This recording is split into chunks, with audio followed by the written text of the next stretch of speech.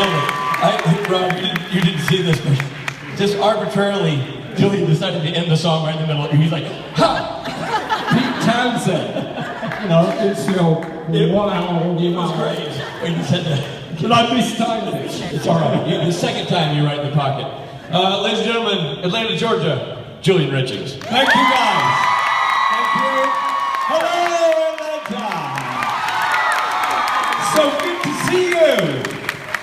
Well, I always feel so naked up here after, like, Jason Mans comes and does a set like that, and then I come out and go, hello, it's me. It's gonna be interesting for 45 minutes. Okay, I'll spread it out. I won't be too funny now, because, you know, I've only got a few jokes and a few things. No, so it's great. First time ever in Atlanta. What a wonderful city. It really is. I arrived yesterday. I went out for a walk and got lost. And then I went out for another walk today, got lost again. And I thought, okay, I'm going to be strategic and find a restaurant for lunch. And I went around and I found this waffle place. I even posted pictures on Twitter. And I said, and then I got lots of advice from people, what particular kind of waffle, what particular kind of topping. And then I went back to the hotel, and then I got lost again. And I never found it, so I'm craving waffles right now, because I never got a waffle. I had spinach salad instead.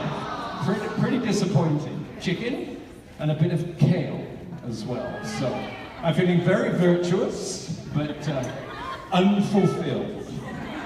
Anyway, well, there's some folks here. Hello, you very kind people asking questions, keeping things rolling. So Atlanta. So for me, I grew up in England, in Oxford, which is a medieval city. Oh, hello. I think it sounds like some English people chirping away. Hello. So I grew up there and surrounded by history and you know, go way back to medieval times. But for me, it's so exciting to be in a place like Atlanta that has kind of what I think of as more contemporary history, civil wars, civil rights. So it's just an amazing place. So I'm looking forward to seeing a bit more of it too, and trying not to get lost as well. It's weird. It's like I'm used to being in cities that are on grids. You know, it's idiot-proof. You go that way, you go this way. I live in a city that the lake is south and the city is north. But here it's like, I don't know, it's confusing. Spaghetti Junction, yeah. Yeah. All right, so I'm going to start by not asking questions, asking you to ask questions. I'm a pacer, excuse me. I can't stand there and be beautiful and sing and soar like Jason. I have to kind of pace around. I drive other actors crazy. If ever I'm waiting for my bit to go on stage and walking around like this, walking around like that. Anyway, sorry. Okay, first question. Hello. What's it like to play death?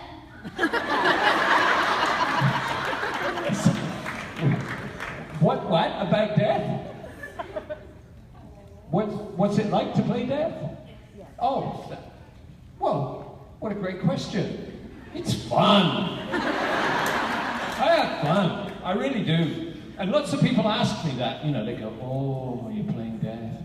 Oh, you're playing all these spooky characters. I like it. So, you know, honestly, it's kind of fun. And I find that when you are in a show and you're playing the kind of character that I tend to do, it's my good looks, I think, that play these characters. You know, creatures with like 4 hours of makeup on, people, you know, all kinds of marauding monsters and death. Anyway, doesn't matter. Those kind of characters actually have fun because what you do is you sort of try and embody the idea of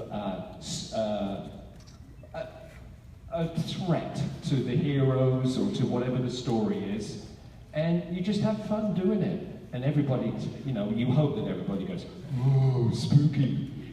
But so when you get older, and handsome like me, you can try and do it. It's fun. Thanks for being the first questioner. Thanks very much. Let's give a round of applause. Yeah. I can't see. My hearing's going. I'm losing my teeth, and I can't see through the light. So I'm going to say lots of eccentric and strange things. All right, that's my excuse. I'm going over to this side of the stage. Stage right. I'm going over to stage right. Hello. Hi, nice to meet you. So, I had a question. Obviously, a lot of actors have different reactions to when they're told that their character is getting killed off. How did you react when they told you, we're gonna kill Death? Well, they didn't actually tell me that. They sent me a script. And I looked at the script and went, uh-oh. But I did like the next line. I think I killed Death. I like that. That was a good setup. I don't know. I mean, every actor does that. You know, in any series, you always kind of go, what am I doing? What's my fate? And to be honest with you, I don't look at it as it being over anyway. I mean, we're in a universe, supernatural. People return, people... You never know. I'm not giving away any secrets. I don't know any.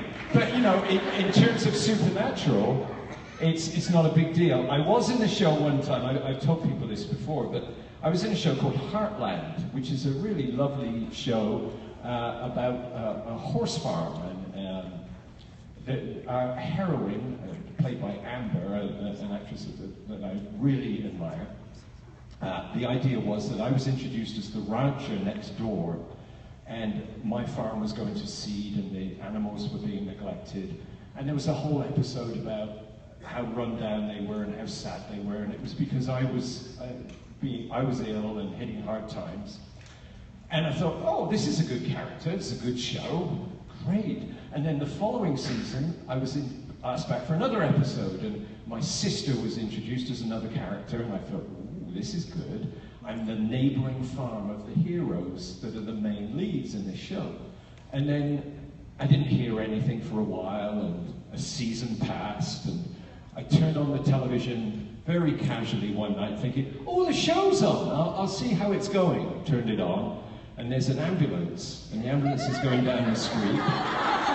And the hero turns to Amber and says, too bad what happened to Mr. Hanley. And that was me. That was my character. I died. I'd had a heart attack. I was in the ambulance and I didn't even know.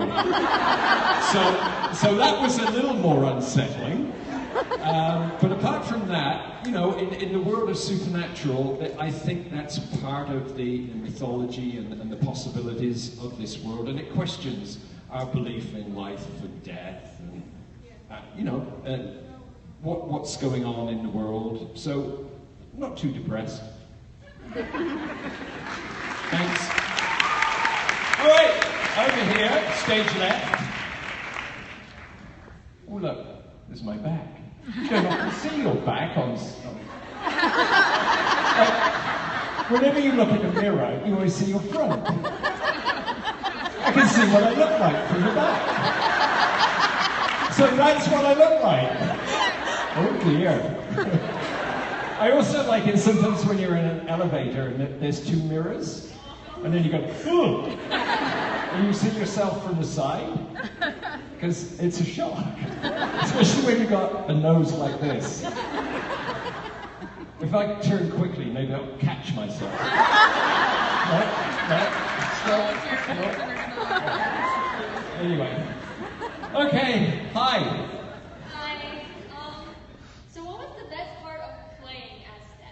What was the best part? Well, there was lots of it, really. I could go on forever with that question. Let me go... I'm sure lots of you are going to ask questions about Jensen and Jared, so I'll save that for later. But I will say this now, and really honestly, it's introduced me to a whole, several generations of fans of Supernatural. And I think that's one of the greatest things that I've got from it. And like here today, we're all here today. It's changed my idea of what being an actor in a TV show is like. And it's challenged, I mean, I've been professional for, what, 40 years, I guess. I've been acting. And it's been amazing to me, since I've been in Supernatural, the fact that I have such an interaction with the people that watch the shows that I'm in. And that's sort of like a huge change in society. And it means that we're much more accessible, I think. And I think there's much more interaction between fans and actors and showrunners too, because I think the showrunners are always listening to the fans. So for me, personally, I think there's been a sea change in the way that shows are run, and my being deaf is a part of that. There's lots of other things too, but that's one of the biggest experiences that I've felt. Okay?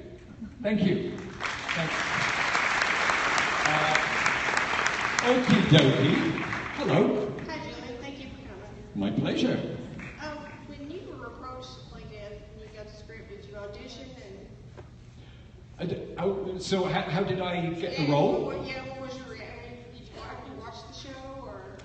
Well, I hadn't really, because I was introduced in season 5, and it had been going for quite a while, and it had just missed my radar. I knew it was there, and I'd had friends that had been on it.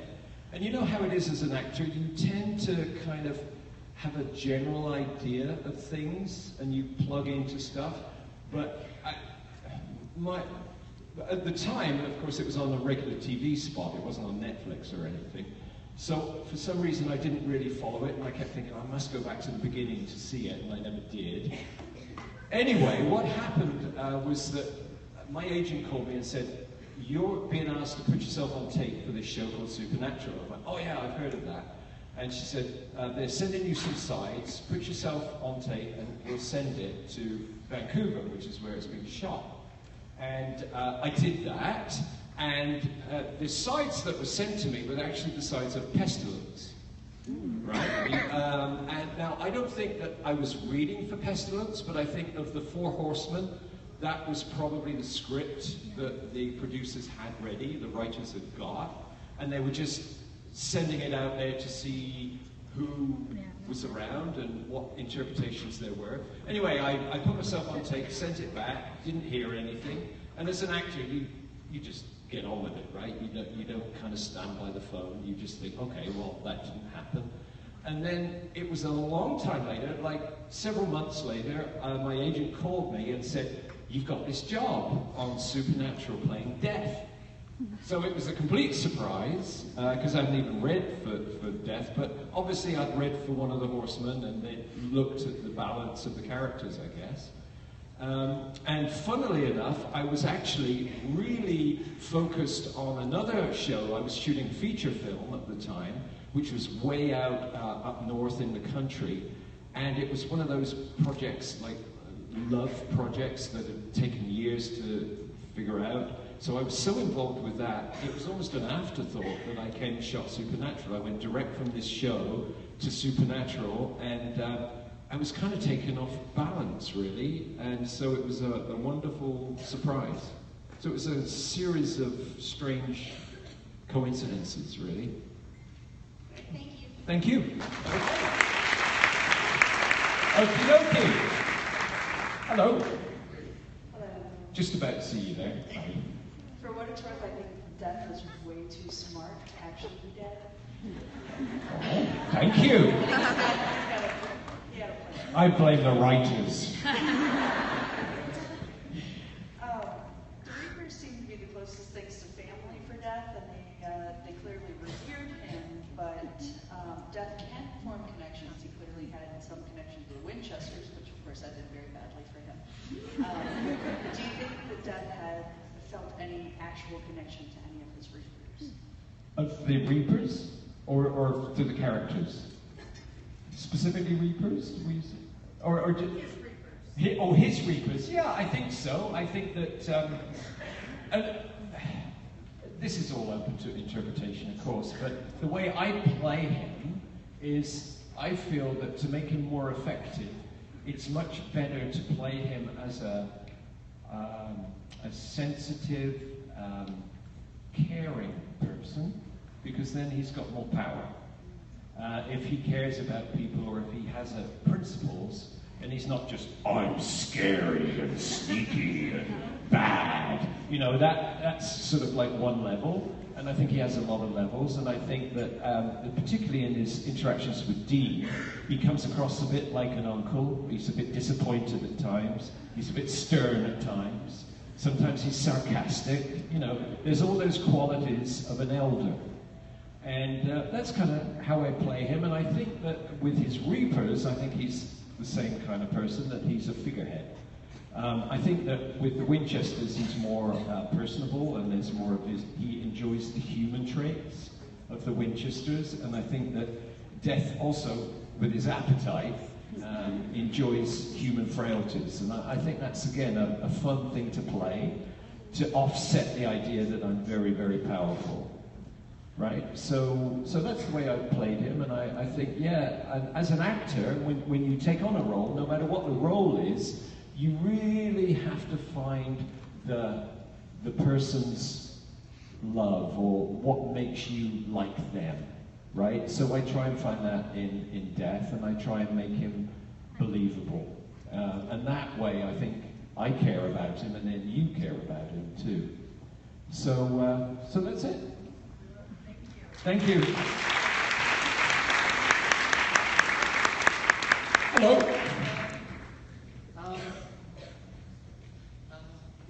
Don't be shy. It's okay.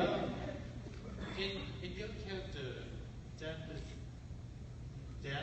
was way too anticlimactic. How would you prefer to die in a different way? Oh, if I had a choice?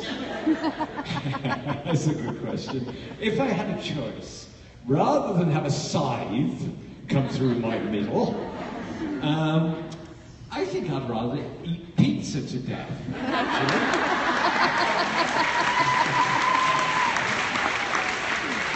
And yeah, I think that's an interesting way to go. I think Death would enjoy that. Maybe that's his second coming. Like, he'll come back and then he'll eat junk food till he dies. Okay, thank you. Oh, still on the... I'm just trying to get half of my profile. No, I keep trying. It doesn't work. Hello.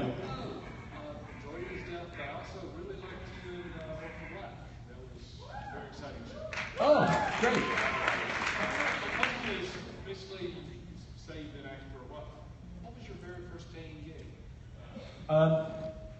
Well, my first paying gig was straight out of school. So I chose a route. So I grew up in England, and I grew up in the 60s and 70s when the old style of theatre was kind of disappearing. There's that old style of what they used to call weekly rep, where actors would rehearse for a play for a week, put the play on for a week, and while they were showing the play at night, they would be rehearsing for the play the next week. That was how people learned the business. But the numbers for theatre goers dropped off considerably in the 70s, 60s and 70s. Television was a big competition. So theatre started to reinvent itself, naturally. And I thought, well, I could either go to drama school, where I do straight acting and preparation for a career in the theatre, or what's more likely to happen is that I'm more likely to end up doing something else to supplement my life, because I'm never going to make it a living as an actor. So I went to a university program that kind of looked at all different ways of doing theatre. It had a practical side to it, but I thought this was a better route for myself. And in fact, it was fabulous, and I joined a theatre company straight out of university that went to communities in our region. I went to Exeter University, which is in the southwest of England, and Dartmoor, Exmoor, areas around there desperately needed theatre, but they didn't have traditional theatres. We went to pubs, beaches, seniors' homes, different places, and we put on plays in non-traditional venues, village halls, and to 30 people, 40 people, rather than to big theatres. And we would write the material ourselves, and we would pack the van, load it in, just like a rock and roll band, really. Load up, do a gig, go on to another village, do another gig. So that was my introduction to the professional acting. And I did theatre, I guess, for about 5-6 years only theatre, and then I started to do more and more film and television. So for the last 30 years, I've done more film and TV. But I've also always done theatre, because I'm trained as a theatre actor, and for me, there's a great love of theatre, and there's a great love of, like, you know, what we have today is the interaction. I mean, it's great. There's a thing called a triple action effect. And what it is, it's like when we're live, so I act, you react, and I react to your reaction. It's like boom, boom, boom, boom. And you can't reproduce that. No matter how brilliant the television show is or the film, you can't reproduce that energy, that human energy. And for me, that's very, very exciting.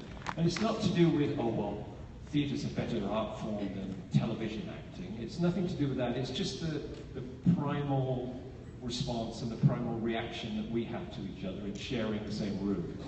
So I still love it, and I still do as much as I can, but it's a little bit difficult because scheduling's hard to do theatre, because you tend to have to plan theatre 6 months a year in advance. Unlike film and TV, which is like, you get a phone call saying, can you be in Atlanta tomorrow? Or can you be in New York tomorrow, or something? So it runs on a very different time frame. It's a very long-winded answer, but there you go. I thought I'd share. So, hi, I'm just, excuse me while I use your questions to sort of like bounce off and throw things at you, but I figured that's probably the best way to go. Okay. Hi. Hi. My question is, what is the most ridiculous thing you've ever done on the Supernatural set? Well, I've been asked that before, and I've also been asked, were you pranked? And it's funny, no. Everybody takes me very seriously. And it's funny, when I arrive on set, and it's the same in a convention too, sometimes I'll arrive and somebody will go, oh my God, he smiled! He smiled! People are amazed because I play death, and I tend to play a lot of bad guys, and they think, God, he's scary. And so really, on set, and because I've tended to come in like 2 days at a time, you know, and just do a very intense couple of scenes and then go away again. So honestly, I haven't done anything really crazy. The only thing that I did do was caught on camera, and that was in the last episode that I did, which was the end of, what was it, season 10, when I actually get killed. I don't know if any of you have seen it, but I thought, oh, there's a stage, and there were these amazing images from the Mexican Night of the Dead, and I got up and I danced in front of them, and somebody took a bunch of photos, and I have actually posted them. They are around if you look for them. And I was in my death regal costume, and I'm sort of like dancing around. So that's kind of one of the most crazy anarchic things that I've done. But apart from that, very, very straightforward. And I feel, in a way, again, you know, and this is getting back to being serious about my job as an actor. In many ways, I'm a character actor. I have been always, you know, for 40 years, and I will continue to be, hopefully until I'm quite old.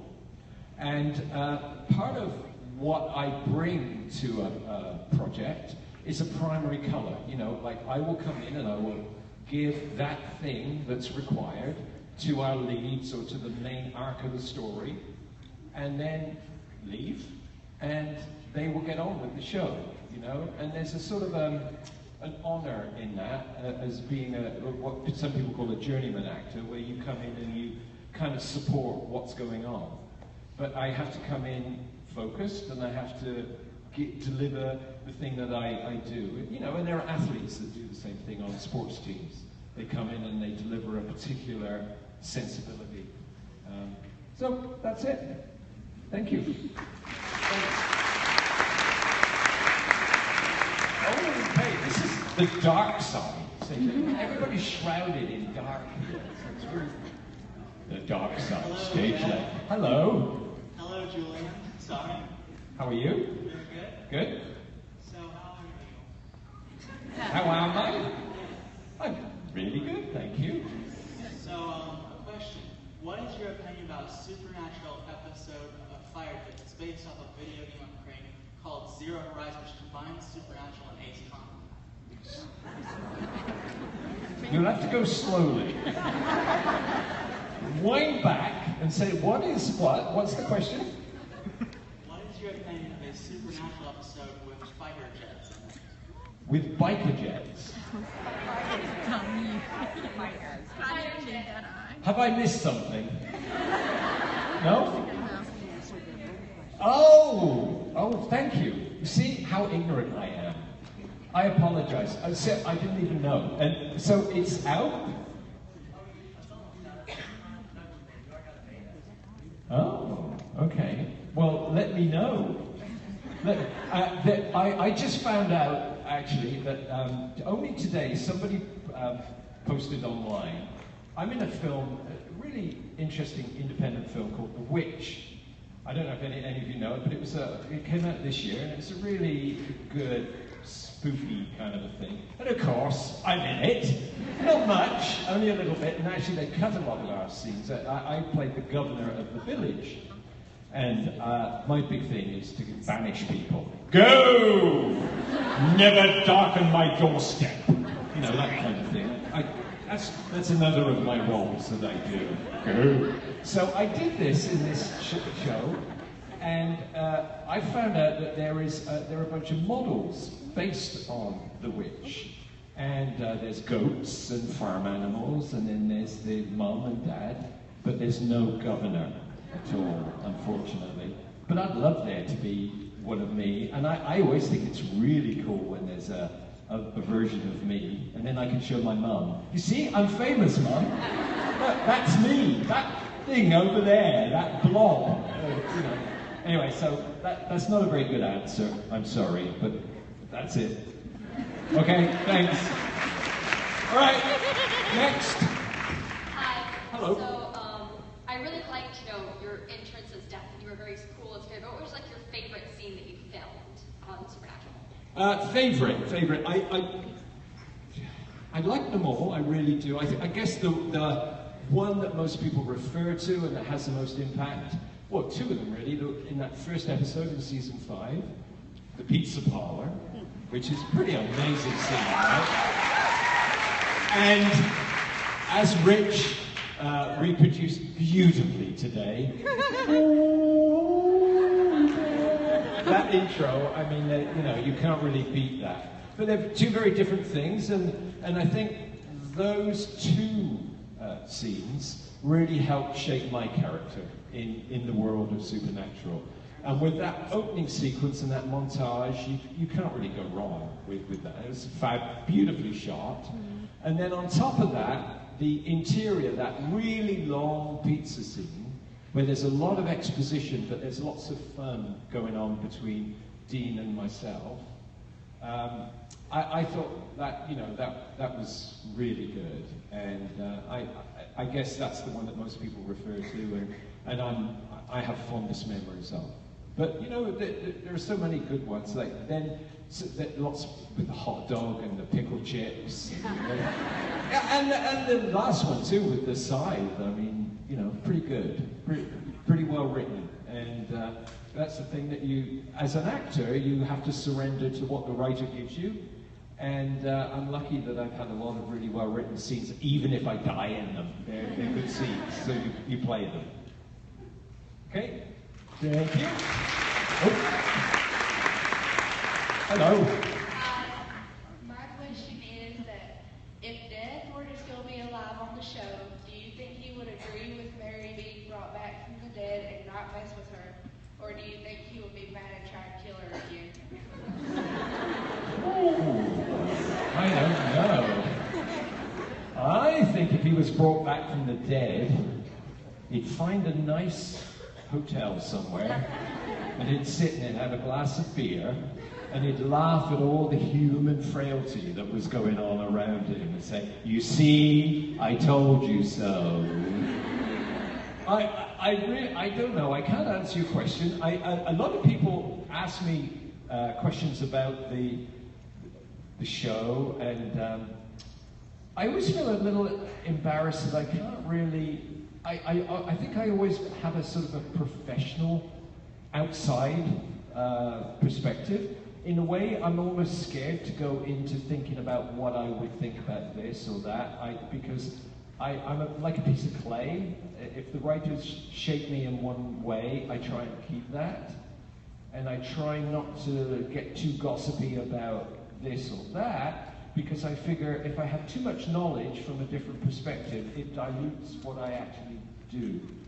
I don't know if that makes sense, but it goes back to being a primary color. If you're a primary color, you have to, it's your job to keep that color and to have that perspective.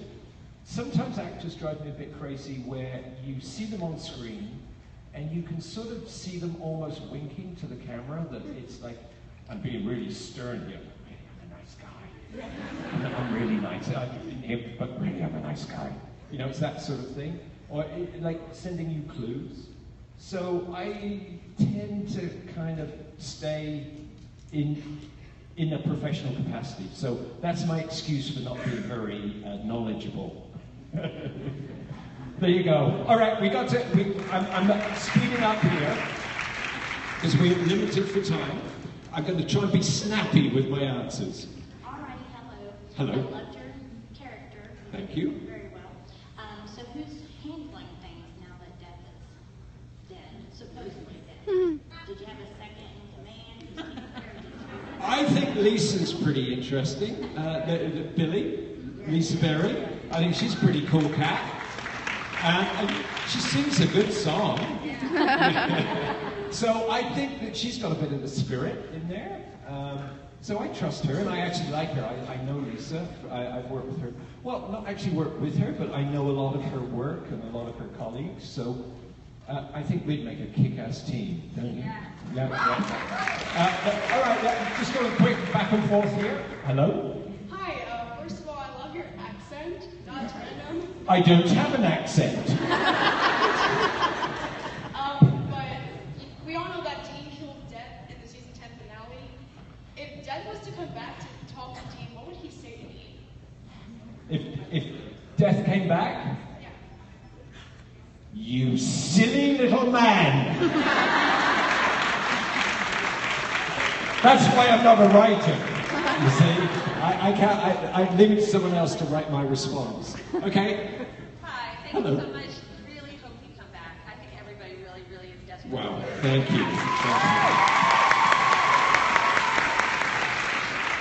Question: the fast food that was your idea or the writer's idea? Death is so obsessed with fast food. It is one of those weird coincidences. I like fast food. I come from the land of bad food. I grew up with chip butties, French fries, and Wonder Bread, salt and malt vinegar. You know, so it was a happy coincidence. Hi guys, I'm sorry. You just like hang out there, and I'm just We're cool, rambling man. on. We're interested. We're fans. Sorry everybody that I didn't talk to, but we've got some very good gents up here to continue on. Now, Julian, are you going to come hang out with us tonight in karaoke? Oh yeah. Okay. I'm going to do a Halloween theme. Halloween theme. So how appropriate from Death. It's your night to shine. Yes, it is. Julian Richings, everybody.